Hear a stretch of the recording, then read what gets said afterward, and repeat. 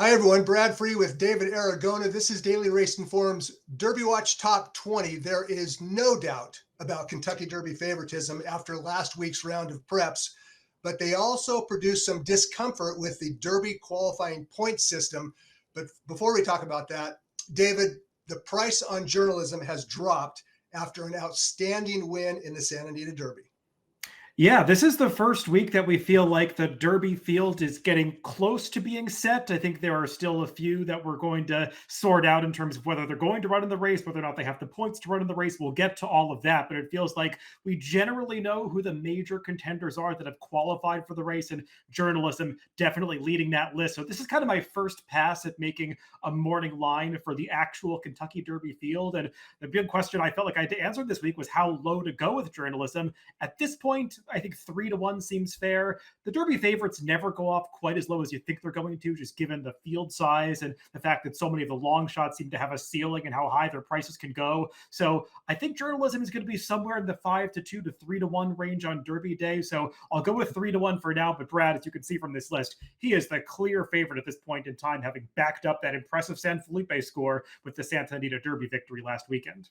Journalism odds dropped from 4-1 to 3-1. I did just some brief research, David. In the last 10 Kentucky Derbies, not counting 2020, there have been 5 of the favorites have gone off at just slightly less under 3-1. So by the time we get around to Kentucky Derby Day, I suspect that journalism is going to be just a little bit lower than 3-1. At this stage, 3-1 is an ideal price. As far as California-based 3-year-olds, and we can see 2 of the top 3 on the Derby Watch Top 20, Journalism and Rodriguez, based in California. Nobody jumped up the ladder or down in price more significantly than Rodriguez. He was impressive in the Wood Memorial. David, his price got slashed from 25 down to 10. Yeah, he was 25-1 last week, and I actually lowered his price last week based on his impressive workouts coming into the Wood Memorial. I think he was 35-1 a couple weeks ago, but now it feels like he is going to be among the favorites heading into this Kentucky Derby, having earned a 101 buyer in the Wood Memorial. I think he's the only horse other than journalism to have earned 2 triple-digit buyer speed figures leading up to the Run for the Roses, so that definitely makes him one of the major players. Well, we have 5 new faces, or I guess some of them are actually familiar faces on the Derby Watch Top 20. Baeza, we'll talk about him in a minute. He's really not even in the Kentucky Derby field with only 37.5 points. Grande, who ran well in the Wood. East Avenue, Admire Daytona, and Heart of Honor from the UAE Derby. 5 new faces on Derby Watch Top 20. To make room for those, we had to drop a few, and most of the drops, David, were relatively straightforward. Barnes, Captain Cook, Chancellor McPatrick, Owen Almighty, they all ran below par. Hill Road got sick traveling from Florida to New York. He scratched out of the Wood. He's off the Derby Trail. But those 5, with the exception of Baeza, they all pretty much make sense. They do. And I mean, it's pretty clear that Barnes, Captain Cook, Chancellor McPatrick, and Hill Road, they didn't really earn the points that they need. And you mentioned Hill Road getting sick. He didn't have the opportunity to. Owen Almighty, he has the points to run in the Kentucky Derby, but following his poor effort in the Bluegrass on Tuesday, sounds like the connections are going to reverse course and probably not target the Run for the Roses. So that's why he's dropping off the list. Okay, just to quickly recap the odds revisions. Journalism goes from 4-1 to 3-1. Sovereignty down just a slight hair from 10-1 to 8-1. Rodriguez now third choice at 10-1. Rodriguez 10-1. Burnham Square went from 30 to 15. There was one significant odds change that went the other way, and that's Citizen Bull. He was 6-1 last week. David, you jumped him all the way up to 20-1, which makes sense considering he finished a distant 4th in the Santa Anita Derby. Yeah, I think there were a couple of developments that are going to work against Citizen Bull. One was his lackluster effort in the Santa Anita Derby, but the other is that it feels like some more speed horses have qualified for the Kentucky Derby, and that's not a good thing for Citizen Bull, who's run all of his best races when he controls up front. Well, there were 4 Derby prep races run last week, 3 of them in the U.S., another in Dubai. So let's start off talking about the one with the smallest field, also the strongest field. It was the Santa Anita Derby. 3 Derby Watch listers were in the field: Journalism, Citizen Bull, Barnes, and on the bubble Baeza. David, 2 exceptional colts ran away from the field. One of them is the Derby favorite. The other one is on the outside looking in. We'll talk about the point situation in just a minute. But first, David, let's talk about the winner. He was very impressive.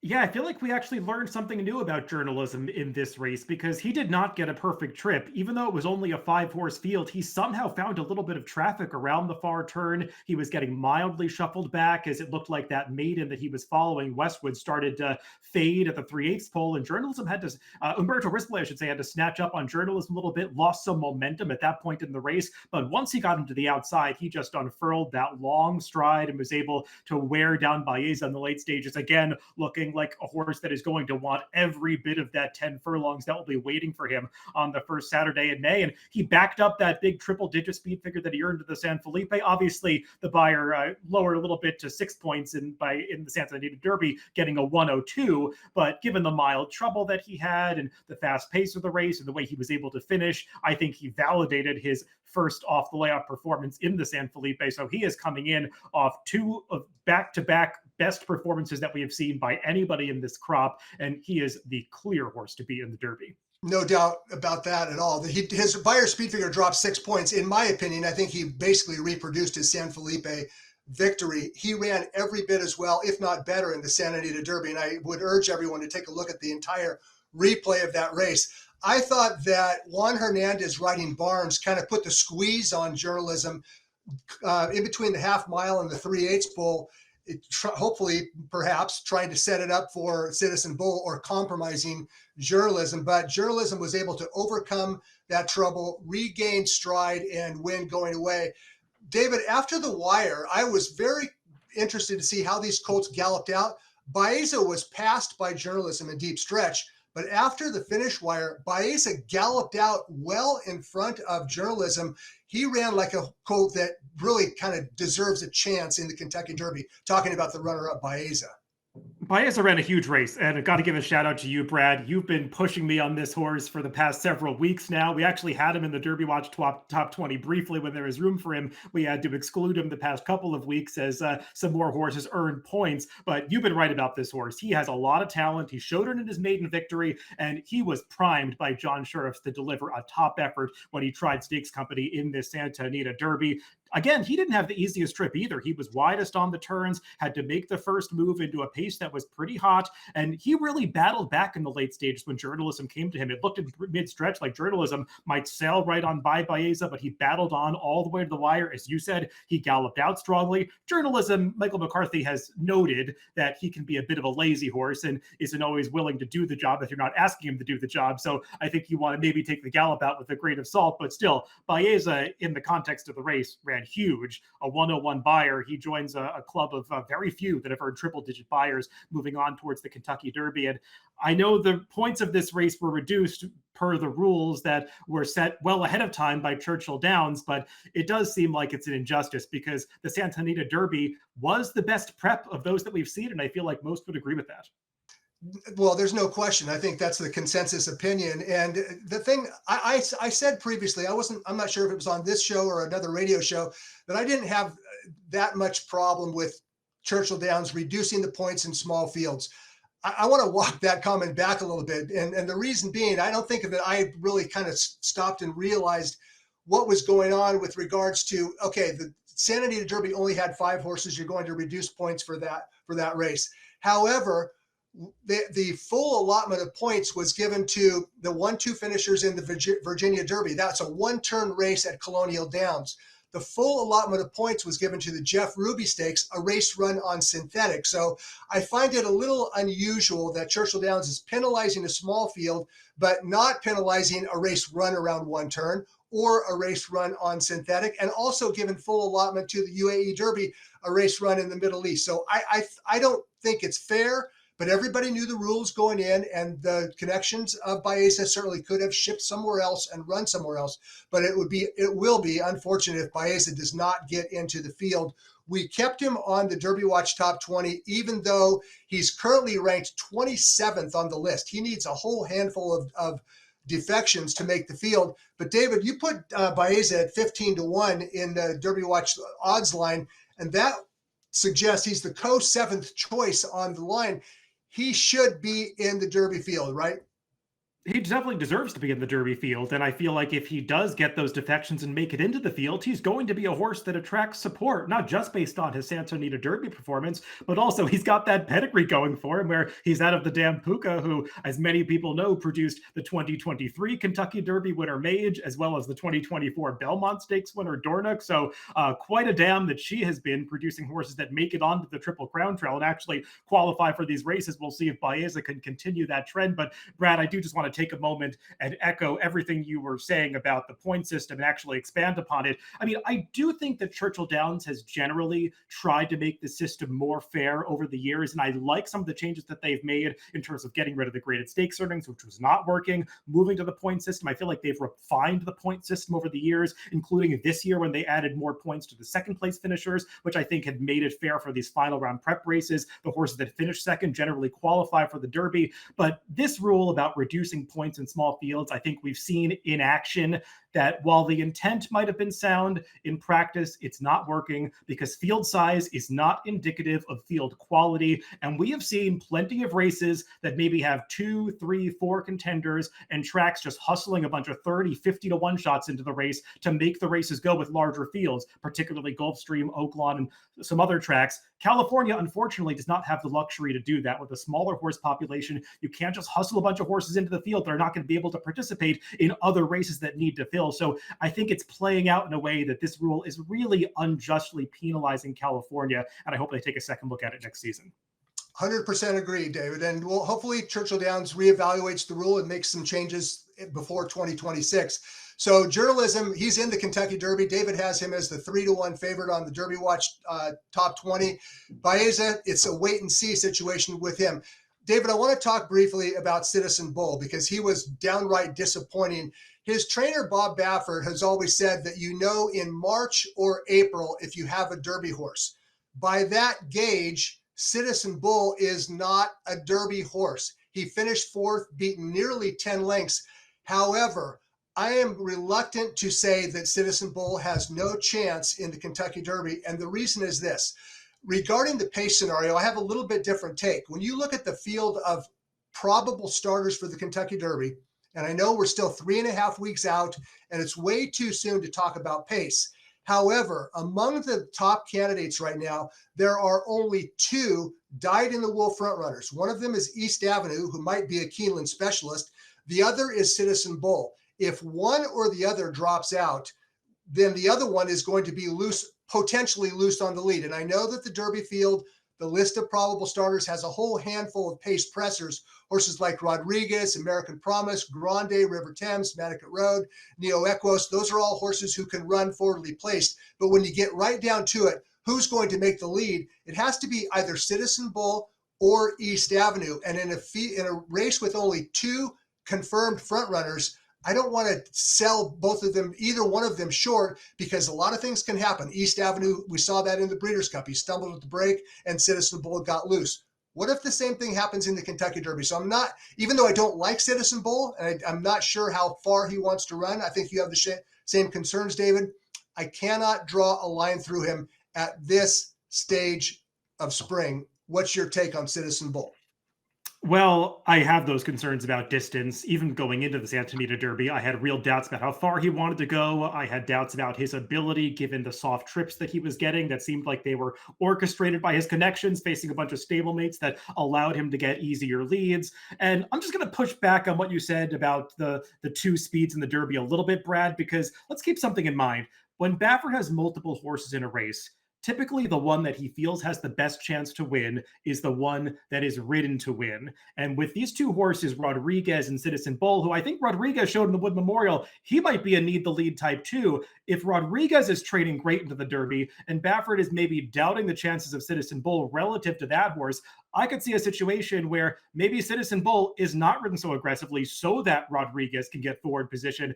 It's the same way that we saw Barnes and Citizen Bull be ridden so that Citizen Bull was able to get an easier lead with Barnes not pressing at all in the Santa Anita Derby. So I wouldn't take for granted what Bob Baffert is going to do. I think a lot of it is going to be based on how these horses are doing over the next several weeks. We should also point out that Matticat Road, who is a front runner, pace presser, is also eyeballing the Kentucky Derby as well, even though we have serious doubts about his qualifications for that race. But Matticat Road, yet another Baffert trainee with some semblance of early speed. David, you mentioned Rodriguez, so let's talk about the Wood Memorial that was run Saturday at Aqueduct. 3 Derby watchers in the field: Captain Cook, Rodriguez, Hill Road Scratch. Grande was on the bubble. David, Rodriguez is very good, but he also had favorable circumstances in the Wood Memorial. He did. It was a race when it was drawn, it looked like it had more speed in it than ultimately played out on the racetrack. And once Rodriguez drew the rail, you kind of knew what the plan was going to be with Mike Smith getting aboard. They did not complicate the trip. They just sent him right to the front end, were able to get away with some fairly moderate fractions. And I think Rodriguez has proven at this point that he is a horse that runs well when he doesn't have a straw in his path. When he can get to the front end, get comfortable, he's able to earn these triple-digit Beyer speed figures, just as he did with a very similar trip in his debut race. He saved all the ground and was able to get his preferred trip here. So I think you want to work that into your evaluation of the speed figure, the 101 Beyer, which does make him one of the top contenders moving forward to the Kentucky Derby. But there's still uncertainty about whether or not he can work out that same trip in the Run for the Roses. That said, Rodriguez is a very good horse, and I think he's coming into the race as one of the top players. He has to be. He's listed at 10-1 on your odds line. I loved what Rodriguez did in the Wood Memorial. Yes, you're right. He got an easy trip. He didn't get a whole lot of pace pressure. But listen to these fractions: 23-1, 24, 23-4, 24-2, and he finished in 12-2. He basically went a 24 quarter mile all the way through the race. That is a Derby type of performance. Now, can he reproduce that if he's not on the lead? I suspect that he might be able to do just that, because 3 starts back in the Bob Lewis, he got shuffled slightly by his own accord into the far turn and kind of re-rallied. That race was won by Citizen Bull. I'm not sure that Rodriguez is a need the lead type horse. I don't know that he'll get that same soft trip in the Kentucky Derby, but I would argue that maybe he is a little bit more, he has more dimensions than just go to the lead and dare to be caught. So Rodriguez, I think he is a serious player. You agree, David, because he is 10-1, third choice on the morning line, or on the early line anyway. Let's talk about the runner-up. Grande lost by more than 3 lengths, but he lost nothing in defeat. He did not have a good trip, did runner-up Grande. Yeah, I thought Grande ran a fantastic race. And as somebody who liked him going in here, I was sort of expecting very little based on the way that the race progressed into the clubhouse turn, because it seemed like Dylan Davis came out of the gate with the plan to perch himself outside of Sand Devil, who was expected to be one of the speeds in this race. But for whatever reason, Sand Devil never got forward position and just forced Grande to get shuffled back further than I think they expected into that clubhouse turn. He proceeded 4 wide around that turn onto the backstretch. And when you watch the head on of this race, he is all alone out in the center of the track, no cover by himself. That's a tough trip to pull. And he continued wide into the far turn, but progressed. And you could see coming through the stretch, he was the one horse that was running on at the end after Rodriguez that was covering ground, because everybody else that was making up ground in this race had saved ground, racing towards the inside for most of the trip. So I think Grande does deserve credit for going wide on those turns and staying on at the end. He is a very lightly raced horse moving on to the Kentucky Derby, but it does feel like he got some seasoning out of the Wood Memorial. Grande, I thought, ran every bit as well as Rodriguez did in the Wood Memorial. And just historically, in the past 2 decades, the Wood Memorial has been an underproductive race when it comes to the Kentucky Derby. In fact, just did a little bit of research this week, unconfirmed yet. I need to double check my facts. But since 2003, when Empire Maker and Funnyside, the 1-2 finishers in the Wood Memorial, came back and finished 2-1 in the Kentucky Derby, since 2003, according to preliminary records that I looked up, there have been 41 horses who went from the Wood into the Kentucky Derby. Not a single one hit the board. I'm not throwing stones at New York racing. Believe me, we have plenty of challenges out here in California. I'm just bringing it up as a topic of conversation that the Wood Memorial for 2 decades has not been very productive when it comes to the Kentucky Derby productivity. David, am I, reaching for something, or do you maybe have a different take on the less than spectacular record of Wood starters in the Kentucky Derby? No, I can't dispute those facts off the top of my head. The wood has not been a key prep for the Kentucky Derby over the past few seasons. And what I will say about this year's race is the New York path to the Derby did prove to be weaker because the two horses that attracted support out of the Gotham and the Withers, they were off the board in this race, Captain Cook and Sand Devil, and that's why they're dropped off the list. But the top two finishers were shippers this year. Rodriguez coming in from California and Grande coming up from Florida. So maybe this year's race was stronger than we've seen in recent years. The speed figures would say yes. Good point. Regarding Captain Cook and Sand Devil, I think it was another example that winter 3-year-olds in New York are often just a cut below what we see in Florida and in California as well. So Captain Cook and Sand Devil are off the list, but Rodriguez and Grande both ran well, and they deserve a closer look as we get close to the Kentucky Derby. The third U.S. prep last week was run on Tuesday at Keeneland. It was the Bluegrass Stakes. David, this race completely fell apart. It was the slowest Bluegrass since Keeneland returned to dirt in 2015, and yet the figure came back pretty well at 96 for the winner. Talk to us about the Bluegrass. Yeah, this was a race where it felt like the runner-up East Avenue really held the keys to this race because you kind of knew that he was going to go to the front end. That's shown to be the one way that he's effective, and they got very aggressive with him with those blinkers going on coming out of the gate, and it almost seemed like he ran off a little bit on them in the opening stages, opening up a margin on the rest of the field, and it set up perfectly for Burnham Square, and at the top of the stretch, it looked like Burnham Square was just going to swallow this field up, but it takes him a long time to get by East Avenue, only doing so just in the shadow of the wire here. And the whole field, Brad, kind of came together at the end. You can see them crossing the wire, all 7 separated by just about 4 or 5 lengths. So that typically is not an indicator of a race's quality. I will say the Beyer speed figure came back a little bit higher than I was expecting as a 96. But again, like we talked about with the Arkansas Derby, a race that went fast early and slow late, sometimes that can set up a closer to run a career best speed figure. That was the case with Sandman. It appears it was also the case with Burnham Square here, who did improve his Beyer by 5 points up to a 96 for this Bluegrass victory. I do like the Burnham Square. At least seems like a horse that is going to get the Derby distance, but we'll see if he's able to get that same setup in 4 weeks' time. That's a good point you made regarding that. When a field bunches up together at the wire, when there are multiple horses together at the finish, oftentimes the figure comes back low. Not really the case in the Bluegrass. A 96 Beyer speed figure for Burnham Square. It makes him a borderline contender in the Kentucky Derby. In fact, you have him listed at 15-1. As far as East Avenue, whether you like him or not in the Kentucky Derby, he will influence the pace scenario. I guess the question is, does he run well anywhere other than Keeneland? Should we take East Avenue seriously as a player in the Kentucky Derby?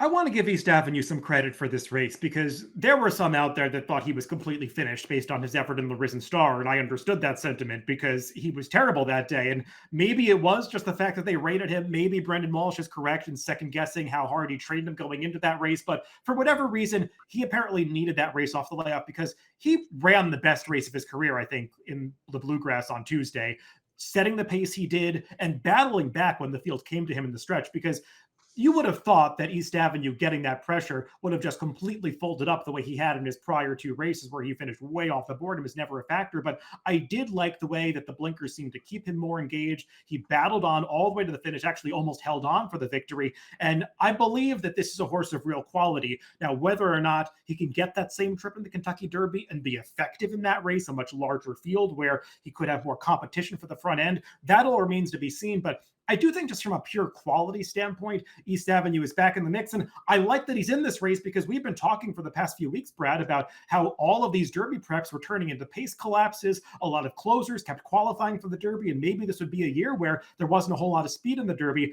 I think, at least for now, it's seeming like East Avenue could change that conversation. No question. It's also the first time he's actually run a real race since October because he misfired in the Breeders' Cup when he stumbled at the break. He misfired down at Fairgrounds with no valid, visible excuse, but he put it all together. The first time he ran a race, really, since October. So he has a chance to maybe improve next start out if he can bring his Keeneland form to Churchill Downs. As far as a couple horses that were up the track, just to mention them quickly, Owen Almighty ran poorly. Chancellor McPatrick, I've been saying all along, I suspected he might be a one-turn horse. I don't know what his alibi was in the Bluegrass on Tuesday, but he did not run well, and he's not going to run in the Kentucky Derby. He doesn't have the point. So Owen Almighty and Chancellor McPatrick both off the list. Couple of new shooters to the list ran in Dubai last week in the UAE Derby. David, last year's UAE Derby winner, Forever Young, nearly won the Kentucky Derby, but it takes a special horse to run well in Dubai and Louisville. I'm not sure we saw a special horse in this year's UAE Derby. Yeah, it didn't feel like a race of high quality going in. At least it didn't feel like there was a Forever Young in this year's UAE Derby handicapping the race. And it didn't really play out that way on the racetrack, with three horses battling down to the final furlong together, and ultimately two of them hitting the wire together, and Admire Daytona and Heart of Honor. And they will be the top two qualifiers on this European/Middle Eastern road to the Kentucky Derby that Churchill has designated.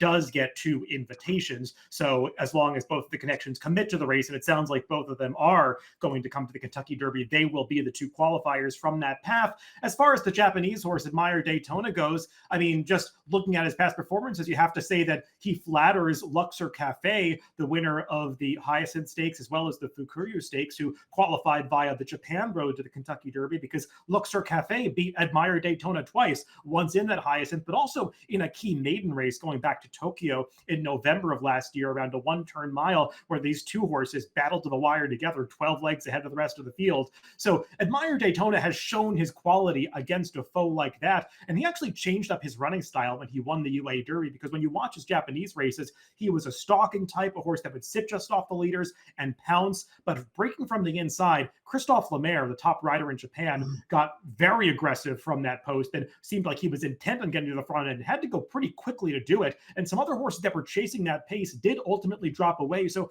I think it's a credit to Admire Daytona that he bore down and was able to fend off those challengers late. But again, he's going to have to do it against a way tougher field in Kentucky. And Heart of Honor, he's just been a hard knocker. He runs hard every time. He's taking this UAE path to the Derby. He's run through the prep races there, the 2,000 Guineas, the Albastakia, the UAE Derby, gradually stretching out in distance. He is a horse with an American pedigree, even though he's a British bred, and doesn't seem like distance is any problem for him. Well, Admire Daytona and Heart of Honor, talking about a bunched up field, three together on the wire. I think it was a low-rated weak race. I'm going to have to evaluate that and look a little closer. But as for right now, David, I think the significance of the UAE Derby, and you touched on it already, is that the 1-3 finishers, including the winner, Admire Daytona, validated the form of Luxor Cafe. And Luxor Cafe, coming in from Japan for the Kentucky Derby, he is a horse that we have to take seriously now that his Japan form has been validated way back over in the Middle East. So Luxor Cafe stock took a big rise after the UAE Derby, and he's a horse that we need to take a closer look at as we get closer. Before we wrap up, let's talk briefly about who's on the bubble. And there are a couple horses on the bubble list that apparently they are leaning toward going into the Kentucky Derby, including Final Gambit, who I don't like one bit. He's a turf synthetic specialist, but he had a workout on Wednesday morning on dirt that trainer Brad Cox said was what he wanted to see. He worked well, and there have been no decisions made. Matticat Road, we have him on the bubble, and he is on the bubble because he's not qualified to get into the field quite yet. But the connections of Matticat Road want to run. And Neo Echoes, haven't heard anything about the Florida Derby third place finisher. We probably could have put Baeza on the bubble since he's ranked 27th on the points list, but we wanted to make a statement. I did anyway, and put him on the top 20 list at 15-1. David, what about these on the bubble horses? Final Gambit, who's never raced on dirt.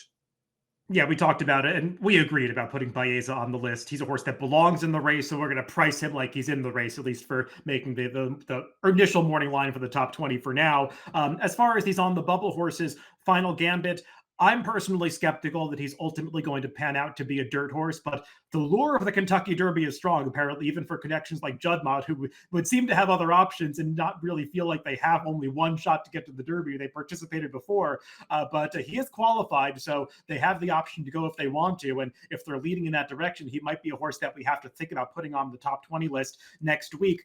I'll personally be surprised if Matticat Road ends up in the Derby. I know he's going out for the same connections as Citizen Bull and Rodriguez, because they're also speed horses, as is Matticat Road. Doesn't really make sense to me to run 3 speed horses in the Derby, including a long shot like Matticat Road, who seems to be a better fit to the Pat Day Mile, but we'll see what they decide to do. And I guess Neo Equos, if he gets in the field, could be another potential pace player because he has shown speed in both of his prep runs, picking up minor awards in those races. So I think those are some horses that we have to monitor in the weeks that are coming. I should also mention, Brad, we didn't talk about River Thames with regard to the Bluegrass. He's another horse that did earn the points from that race. He is still on the top 20 list, so we're waiting word about whether he is definitely confirmed for the race. And then also another horse I'll just throw into the mix is Render Judgment. Actually, 4 horses from the Bluegrass did leapfrog Baeza in the point standings, getting points from that race. Render Judgment only has 39 points from a couple of minor awards he's picked up in the preps along the way, but that unfortunately is more than the 37.5 that Baeza has. So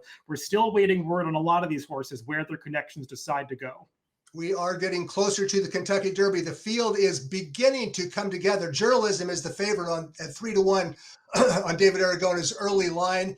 We do need to address wagering value somewhere down the line, and maybe we'll do that in the next couple of weeks. Rodriguez emerged with an outstanding win in the Wood Memorial over Grande, who ran every bit as well. Baeza, runner-up in the Santa Anita Derby, he deserves a shot. Whether he gets it or not remains to be seen. You know there will be defections between now and then. Whatever the development is, we will cover it all on Daily Racing Forum's Derby Watch Top 20. For David Aragona, I'm Brad Free, and we'll see you next week.